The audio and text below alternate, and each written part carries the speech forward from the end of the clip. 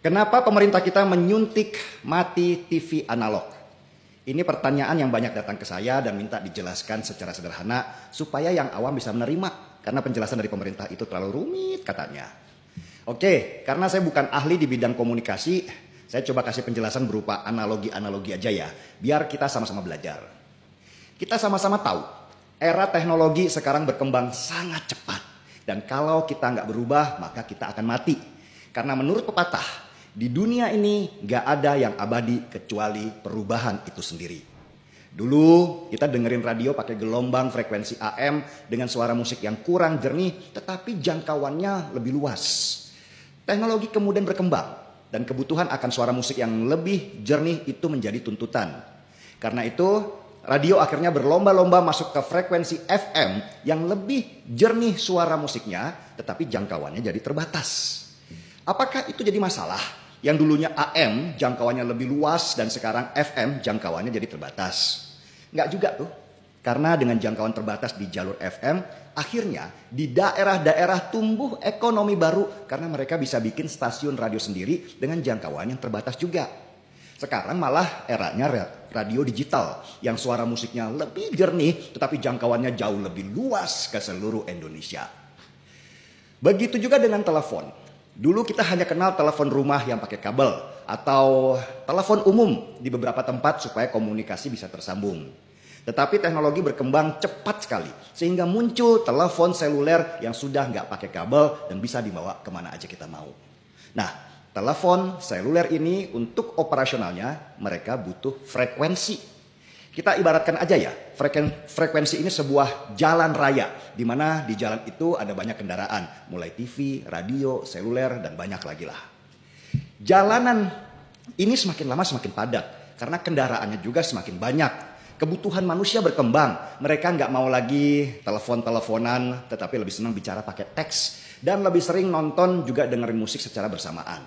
Dan akhirnya muncullah kendaraan baru yang bernama data. Yang membuat jalan raya yang tadi yang bernama frekuensi itu semakin padat jadinya. Akhirnya karena saking padatnya, kadang-kadang atau malah sering macet saking banyaknya kendaraan di sana. Nah, supaya nggak macet inilah pemerintah kemudian membagi jalan atau frekuensi tadi jadi beberapa jalan alternatif yang dibagi sesuai dengan jenis kendaraannya. Yang radio di jalan yang ini, yang seluler di jalan yang ini, yang TV di jalan yang ini. Sampai sini paham kan? Di dalam itu ada satu jalan raksasa atau frekuensi yang bernama jalan 700 MHz atau MHz. Di jalan 700 MHz inilah penuh dengan kendaraan yang bernama TV analog. TV analog ini boros banget. Satu stasiun TV mereka pakai satu jalur sendiri. Bayangkan ada berapa TV di negara kita. Mulai RCTI, SCTV, MNC dan banyak banget lah. Dan mereka masing-masing punya jalur spesial sendiri-sendiri di mana kendaraan lain nggak boleh lewat. Akhirnya karena saking borosnya itu jalur, jalan raya atau frekuensi yang bernama 700 MHz itu cuman tinggal menyediakan satu jalur saja untuk kendaraan baru yang bernama data. Memasuki era 5G, kebutuhan jalur untuk data ini semakin kuat. Data di 5G nggak bisa lagi pakai satu jalur, tapi harus beberapa jalur, bahkan harus ada jalan layangnya juga. Karena ternyata dalam era ini muncul yang namanya ekonomi digital atau tumbuh ekonomi baru berdasarkan konsep digital. Di sana ada YouTuber, ada Instagramer, ada cloud, ada streaming. Wah, macam-macam ekonomi baru akan tumbuh di 5G ini.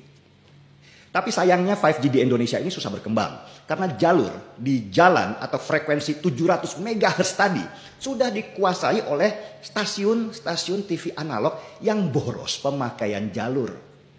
Karena itulah meski negara tetangga seperti Singapura dan Malaysia sudah pakai internet 5G yang seperti naik mobil di jalan tol, cepatnya, internet di Indonesia masih lelet karena terlalu banyak kendaraan di frekuensinya. Iri nggak kita sama mereka? Lagian semakin sering macet internetnya, ekonomi digital kita juga nggak bisa tumbuh. Padahal ada potensi pendapatan senilai ribuan triliun rupiah buat kita dan negara kalau ekonomi digital kita tumbuh. Sedangkan ekonomi digital itu membutuhkan internet yang super cepat. Nah, berdasarkan itulah pemerintah kita mulai mengatur jalan raya yang bernama 700 MHz tadi dengan menertibkan TV analog. TV analog itu kemudian disuntik mati izinnya dan dipersilahkan atau kalau bisa dibilang dipaksa berubah menjadi digital. Jalur digital ini lebih hemat.